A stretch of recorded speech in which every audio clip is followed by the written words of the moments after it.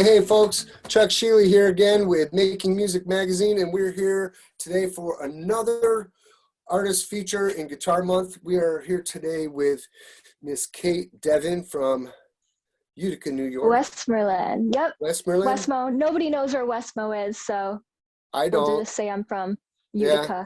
Utica. Welcome to the show, Cait. How are you doing? I'm doing swell. Thank you so much for having me. Oh, I we're very happy to appreciate. have you with us. So it looks like you're off to a great start in life, shredding like crazy. How did you get started as a guitar player? Did you start as a guitar player?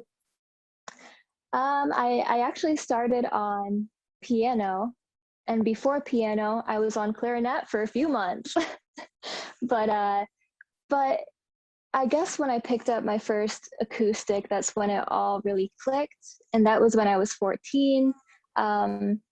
But back then I would play maybe like 4 to 5 open chords, and I kind of stayed in that lane.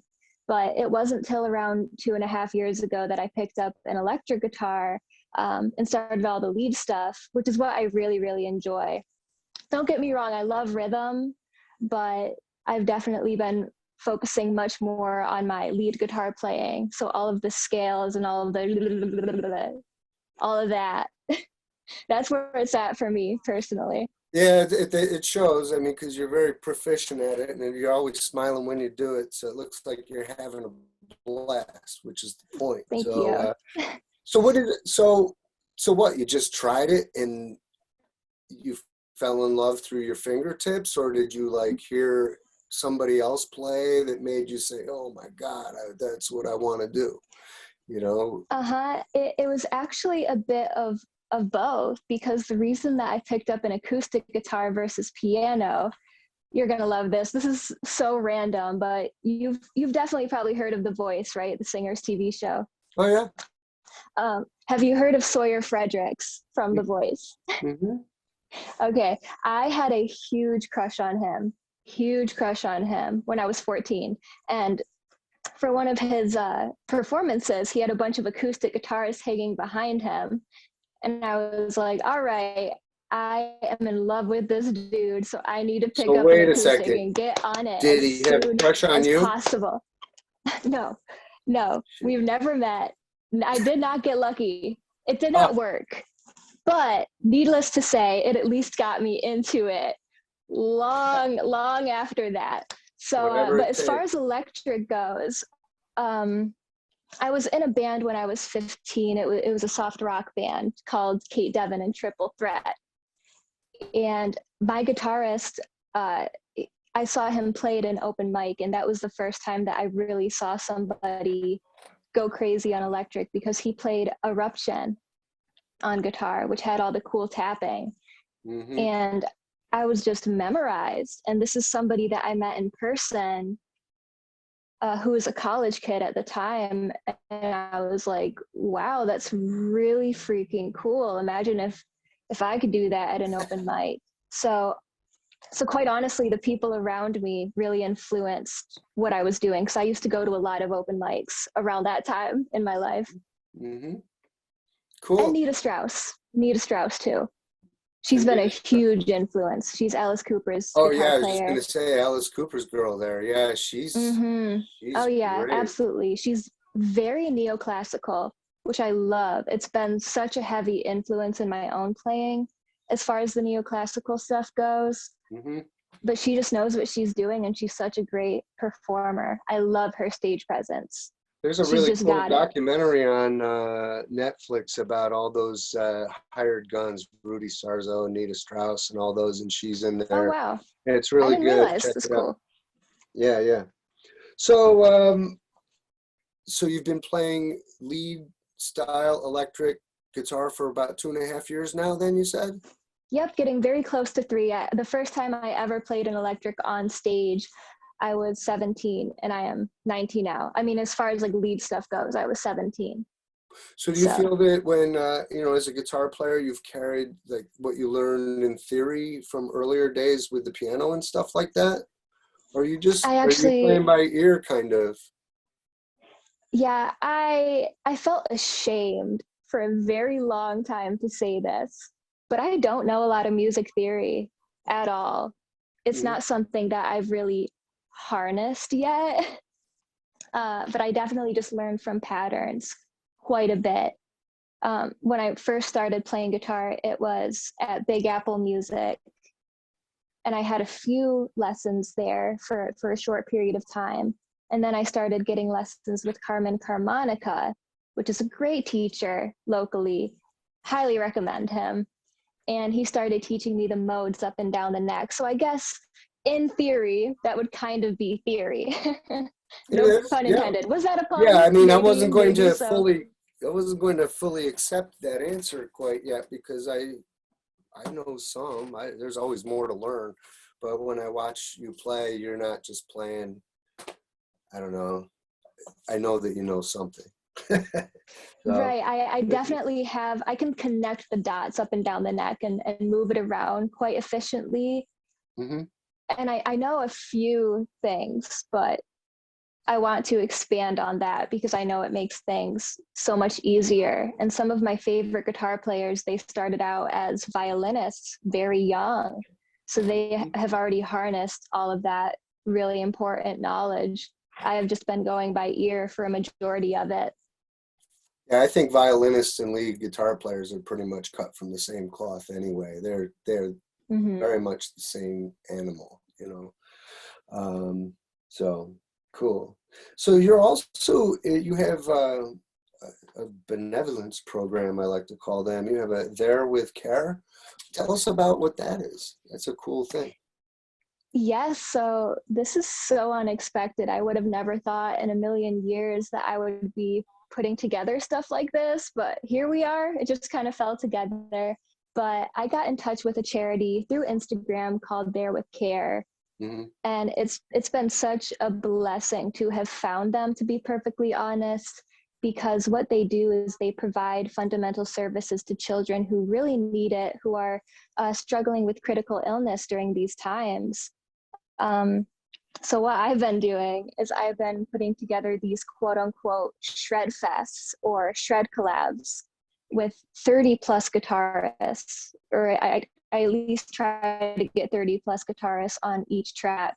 And what we do is I have a big guitar bundle that I'm going to give away to a random donator.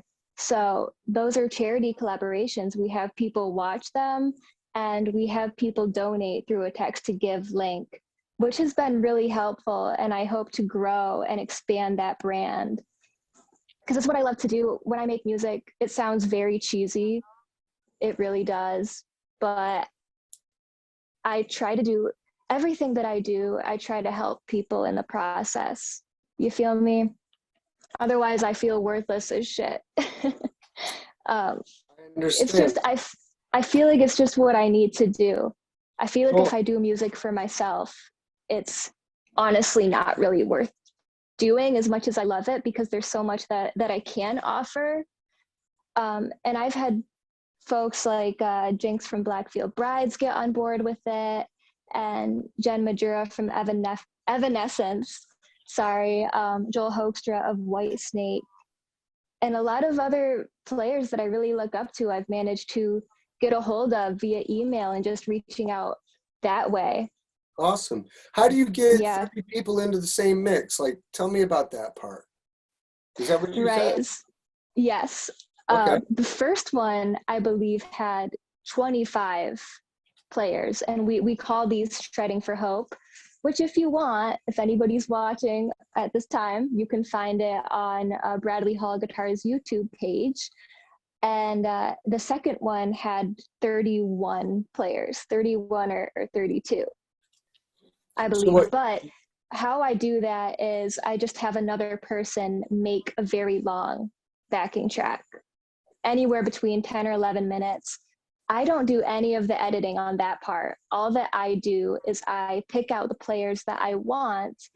I take a look at the backing track that has been made for me. I assign each player a section to play over, which is very tedious, takes a bit of a long time because I have to really listen to it and split it up into sections that I think would fit each person. Orchestrate. And then I send it off, and then I have Bradley edit it, which is that dude on YouTube that I've paired up with for this. What a cool project. Really cool. Very excited. So Yeah, it's glad I going got well into then? it. Yeah. Very much so. I haven't announced this yet, but for the next one, it's going to be an all women Shred collab. Nice. So, Nice. as far as Nita Strauss goes, I was if there's just gonna say, anybody you're gonna on call here, her up?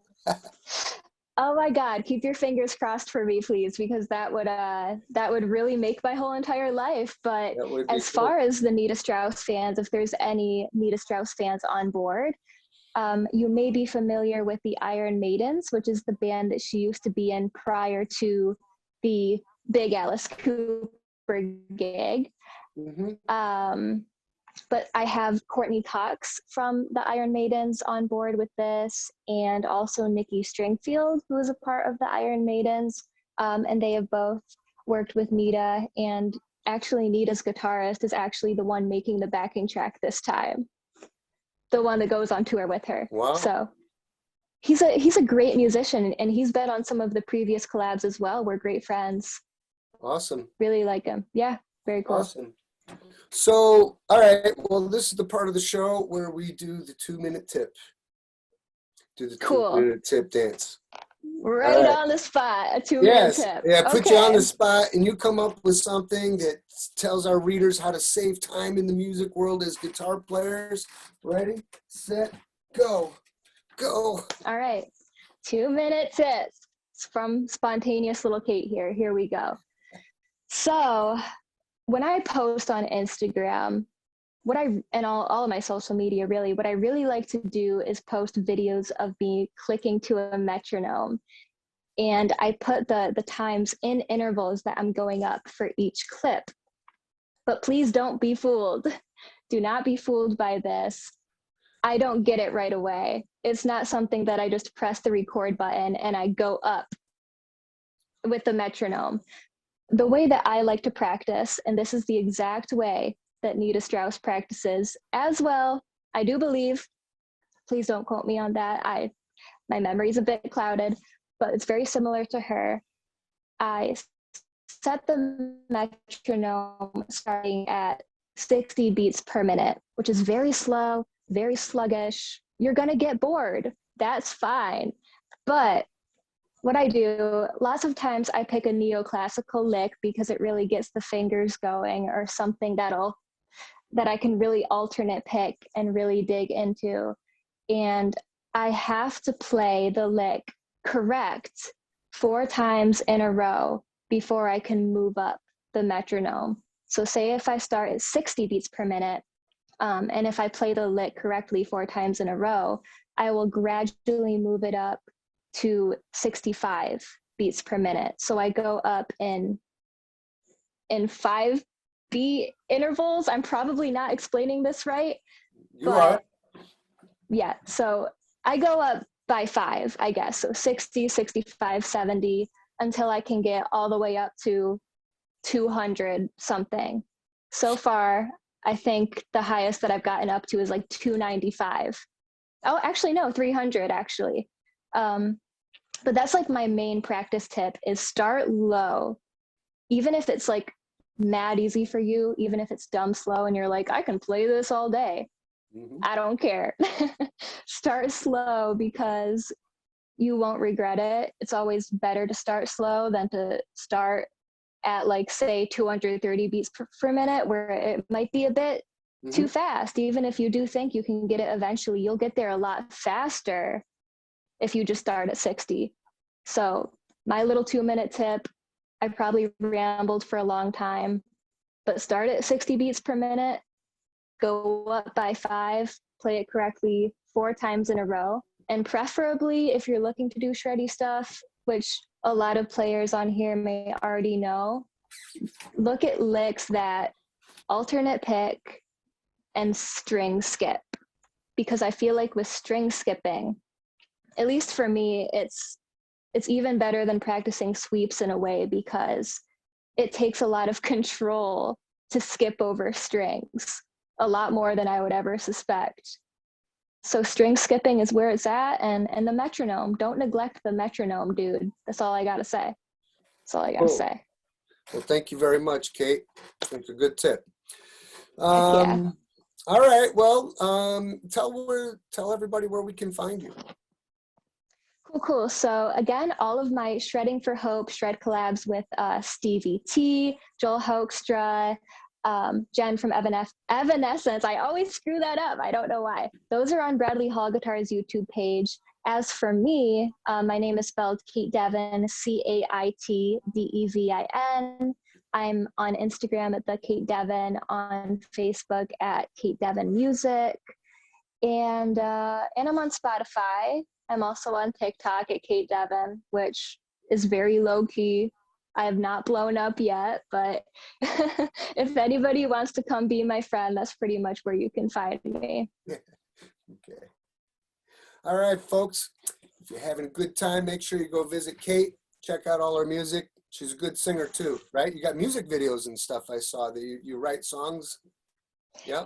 Yeah, I do sing, but recently I've been diving more into the kind of like alternative pop hip hop game, because for a while there I was doing like the Ed Sheeran type sing talking thing on my acoustic, but my next tune is coming out tomorrow actually, which Oh, I don't know when this is going to be released, so it might already be out probably in this by case, the by time the people time they see see it, this. it just came out a few days ago. So Cool. Yeah. So definitely check out my Spotify. It's called Jokes on You. Even for these hip hop type of songs, I do try my best to put in some guitar licks or to put some lead guitar in any song that I do, because I feel like it's just such a huge staple. So if you like guitar, you might like it. If you are a lover of all genres, you might like it. So be cool. sure to check it out. Well, I certainly enjoy your music. Thanks for putting it out there. Okay, folks. Well, if you had a good time, make sure you hit our like button, subscribe to our email, subscribe to our YouTube channel, find us everywhere on social media, Facebook, YouTube, etc.